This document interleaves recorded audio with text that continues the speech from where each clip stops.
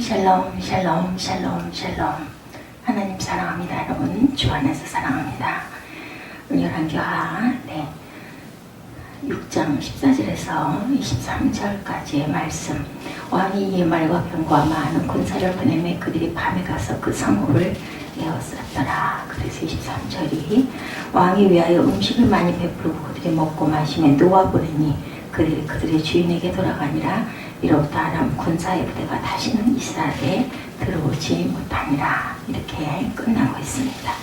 5절에서는 나아만의 나병 치유에 관해서 저희들이 살펴봤고, 명예 권력을 잡았던 나아만 장군은 나병으로 고민을 하고 있었죠. 그런데 이스라엘의 포로로 잡혀온 소녀를 통해서 이스라엘의 엘리사 선지자를 만납니다. 그리고 나병을 치유를 받죠. 그는 아람 나라의 친서를 몸에 지니고 엘리사를 만나고, 대국의 군대 장관이 왕의 친서를 지니고 찾아갈 때 당연히 엘리사가 몸밖까지 살려 나올 줄 알았는데 내다보지도 않고 요단강에서 7번 몸을 담거라. 그 소리에 그만 자존심이 상해서 화를 내고 돌아갈 뻔했습니다. 그러나 지혜로운 신하들의 권면을 듣고 엘리사가 시키는 대로 나만 장군은 요단 강으로 내려가 7번 몸을 씻습니다. 그러자 놀라운 기적의 역사가 일어나죠. 그가 7번째 물에서 올라왔을 때 그의 몸의 나병은 씻은 듯이 나타나죠. 깨끗하게 됩니다. 과연 엘리사와 스승 엘리야에게 물려받은 그 갑절의 은사가 나타나기 시작을 했는데, 오늘은 또 다른 위대한 엘리사의 사역을 기록한 말씀을 우리가 접하게 됩니다. 당시 이스라엘을 위협하고 있던 강력한 나라는 아람이었었죠. 아람 왕은 그 강한 군대를 앞세워서 이스라엘을 침공하고 재물을 약탈해 갔습니다. 백성들을 포로로 끌고 가서 종으로 삼습니다. 그런데 이상한 일이 일어나기 시작합니다. 언제부턴가 아람 왕이 군대를 이끌고 이스라엘의 한 성을 급습했지만 번번이 실패하고 맙니다. 그 일은 한두 번이 아니었죠. 본문 10절에 기록되어 있는데, 이스라엘 왕이 하나님의 사람이 자기에게 말하여 경계한 곳으로 사람을 보내 방비하기가 한두 번이 아니지라. 이스라엘 왕이 하나님이 자기에게 말씀하신 그곳을 사람을 보내서 방비한 적이 한두 번이 아니다. 이렇게 증거됩니다. 이 말씀에 보면 아람 군대가 한 성에 도착하기 전에 이미 그 성은 많은 이스라엘의 군사가 공격을 대비하고 굳게 방어를 하고 있었다는 것이 밝혀집니다. 그것이 한두 번이 아니었다. 아람이 공격할 때마다 번번이 이런 일이 일어납니다. 아람 왕은 그 이유가 무엇인가 생각을 해보게 되죠. 그가 내린 결론은 틀림없이 내부에 첩자가 있어서 공격의 정보를 미리 이스라엘에게 전하는 자가 있을 것이다. 이렇게 생각을 했는데, 그래서 그는 마음이 불안합니다. 내부 단속을 해야겠다는 생각을 합니다. 왕이 신복들을 불러 모읍니다. 그리고 우리 중에 적군과 내통하고 있는 자가 있는데 아무도 이 사실을 알려주는 자가 없다고 질책을 합니다. 이때 한 신복이 왕에게 우리 주 왕이 아니로소이다. 오직 이스라엘 선지자 엘리사가 왕이 침실에서 하신 말씀을 이스라엘 왕에게 구하니다. 이렇게 얘기합니다. 이 말은 왕이 아무도 듣지 못하게 혼자 있는 침실에서 한 말까지 이스라엘의 선지자 엘리사가 알고 미리 그 나라 왕에게 정보를 준다는 뜻인데, 정말 이걸 믿기가 어렵죠. 황당한 일입니다.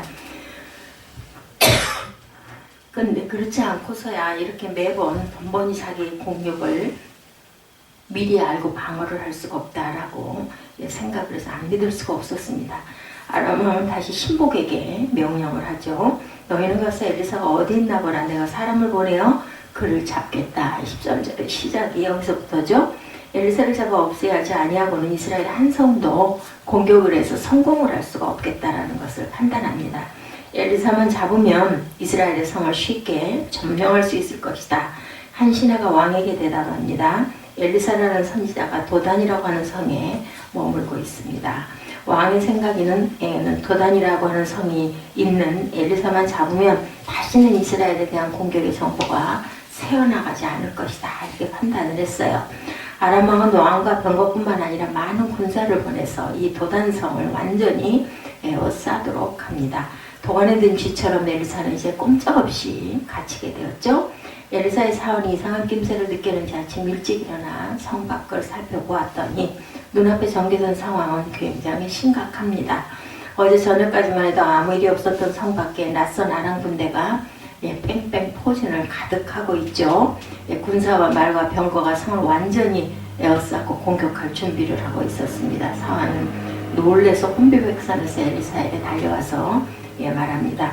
아, 내 주여, 우리가 어찌하리까? 15절 내용이죠. 사울의 생각에는 이 위기를 피할 길이 없다, 이렇게 판단을 했어요.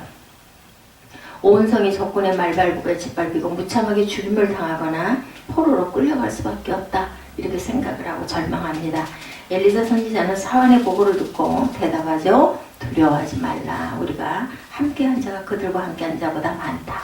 16절 말씀입니다. 제가 오늘 제목을 이렇게 좀 길었지만 두려워하지 말라. 우리와 함께한 자가 많으니라. 첫 번째, 그러면 우리가 어찌하리까? 15절에 그 말씀에 대해서 우리 한번 살펴봅니다. 눈앞에 전개된 성 밖의 모습은 두려움 자체였습니다.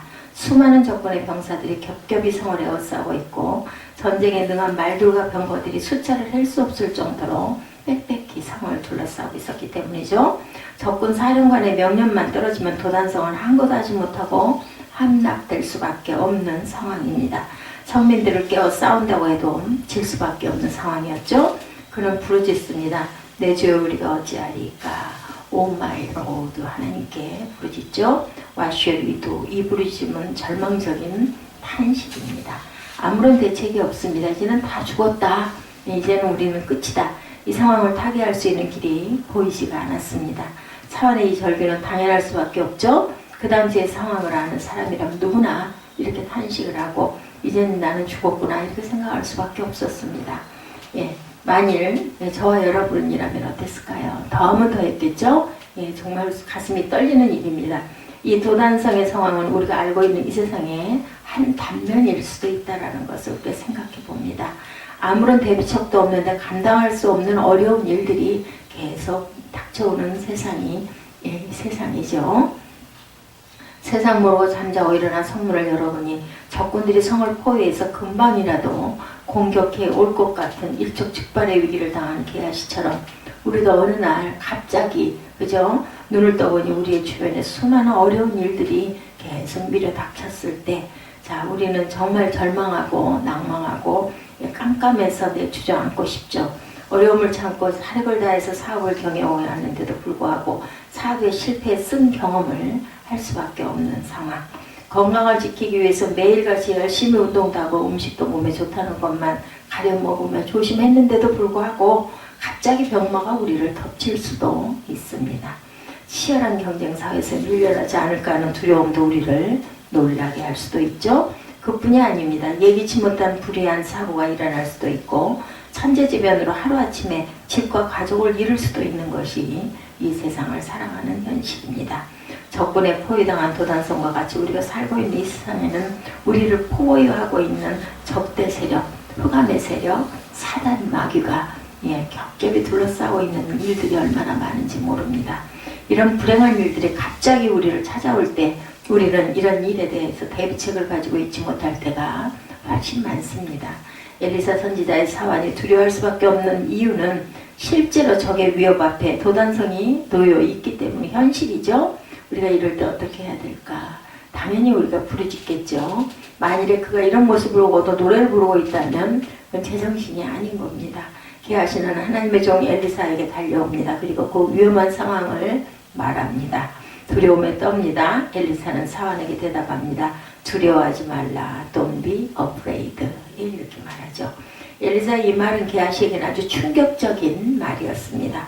아마도 직접 눈으로 이 위험한 상황을 엘리사가 보지 않아서 이렇게 대답하지 않겠나 이렇게 생각하죠. 그러나 스승의 태도는 전혀 예상 바뀝니다. 게하시 생각으로는 얼른 몸을 피해야 할 텐데 이렇게 여유 있게 두려워하지 말라고 말할 일이 아니죠. 좌불안석을 하고 있는 게하시에게 엘리사는 조금도 서두른 기색도 없이 두려워하지 말라 이렇게 말합니다. 게하시는 이 위험할 때 스승이 무엇인가 행동을 취할 때라고 생각을 하죠. 게하시의 보고를 받자마자 벌떡 일어나 위기를 대처하는 행동으로 옮기기를 기대했는데 엘리사는 요동됨도 없이 게하시를 보고 잠잠히 두려워하지 말라고 말하고 별로 움직이지는 않습니다. 게하시가 한 말은 우리가 어떻게 해야 할까라는 어떤 행동의 결단을 요구하는 그런 말이었는데 스승이 어떤 반응도 보여주지는 않습니다. 그럼 우리는 어떻게 합니까? What shall we do? 하고 대답하죠. 우리가 어떤 일을 해야 할까? 어떻게 움직이면 좋겠습니까? 그런 자신이나 스승이 무엇인가 얼른 도망갈 공리를 해야 된다라는 결단을 해야겠다라는 생각을 한 건데 엘리사 선지자는 오히려 담담하게 두려워하지 말라. 게하시나 엘리사가 한 일은 아무것도 없었습니다. 우리는 이 두 사람의 생각과 태도를 깊이 한번 생각해 봅니다. 오늘 우리가 이와 비슷한 일을 당할 때 우리는 어떤 태도를 취할까? 게하시처럼 서둘러 해야 한다고 좌불안석할 수도 있을 것입니다. 사방 연락을 취해서 이 어려움을 해결을 요청을 어떻게 좀 도와달라고 누군가 도움을 요청할 수도 있고 절망적으로 부르짖으며 이제 죽었구나 하고 포기하고 탄식할 수도 있죠. 우리가 어떻게 할까? What shall we do? 외출 수도 있을 겁니다. 이런 자세는 게하시와 같은 모습. 엘리사는 게하시의 태도와는 달랐죠. 두려워하지 말라. 다른 말로 하면 염려하지 말라는 뜻입니다. 우리가 염려한다고 일이 잘 해결되는 일은 없습니다. 그럼에도 불구하고 많은 사람들은 염려를 하게 됩니다. 신경이 쓰이니까요. 어려운 일을 당하면 불안해하고 근심하고 두려워합니다. 내가 감당할 수 없을 때 더더군다나 더 그러죠. 이스라엘 백성들이 홍해 앞에 서게 되었을 때를 우리가 기억해 봅니다.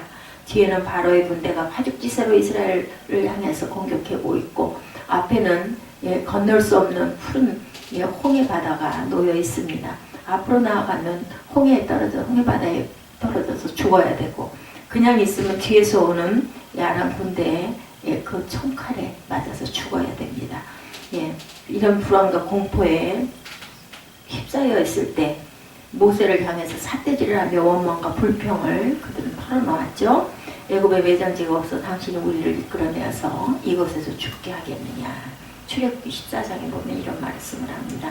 백성들은 빨리 일어나 도망을 가야 한다 이렇게 생각을 한 거죠. 아니면 저 잘 훈련된 애굽 형사들에게 다 죽임을 당할 것이다. 백성들은 이제 진퇴양난입니다. 이때 모세가 이런 말을 합니다. 너는 두려워하지 말고 가만히 서서 야훼께 오늘 너희를 위하여 행하시는 구원을 보아라. 놀랍게도 모세가 엘리사보다도 훨씬 오래전에 한 말은 엘리사의 말과 같습니다. 두려워하지 말라는 이야기, 똑같은 이야기죠. 그리고 백성들로 하여금 무엇인가 서둘러 하라고 하지를 않습니다. 오히려 모세가 한 말은 가만히 있어라, 잠잠히 기다려라. 엘리사가 게하시에게 한 말도 두려워하지 말라고 한 말이죠. 그리고 뭔가를 시키지도 않습니다.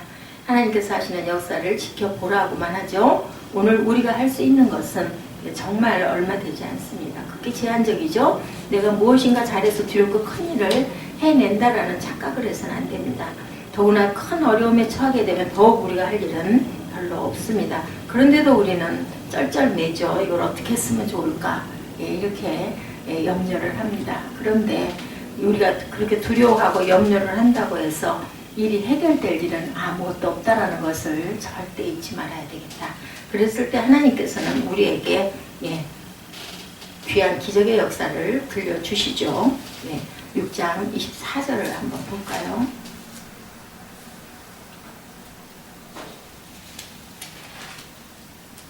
이후에 아람왕 베나다시 그의 온 군대를 모아 올라와서 사마리아를 에워싸니 아람 사람이 사마리아를 에워싸므로 성중이 크게 줄여서 나귀머리 하나에 은 80세겔이요 비둘기똥 4분의 1갑에 은 5세겔이라니 이스라엘 왕이 성 위로 지나갈 때 한 여인이 외쳐 이르되 나의 주 왕이여 도우소서. 6장 14절.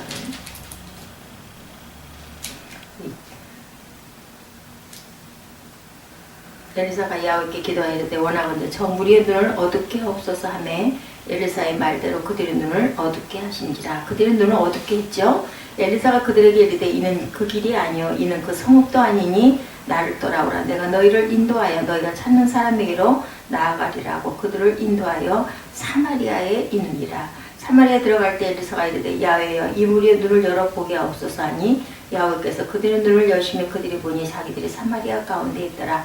이스라엘 왕이 그들을 보고 엘리사에게 이르되 내 아버지 내가 치리까 내가 치리까 하니 대답하되 치지 마소서 칼과 활로 사로잡은 자인들 어찌 치리까 떡과 물을 그들 앞에 두어 먹고 마시게 하고 그들의 주인에게로 돌려보내소서 해서 이렇게 우리가 한 자가 많다고 하고 기도했던 엘리사. 그래서 하나님께서 그들의 눈을 닫고 그들의 눈을 열어서 결국은 이 낭골 피하게 하죠. 이렇게 하나님께서는 우리가 할 수 없는 모든 일들을 이미 해결하신다는 것을 절대 잊지 않는 저와 여러분 되시기를 주님의 이름으로 축복합니다.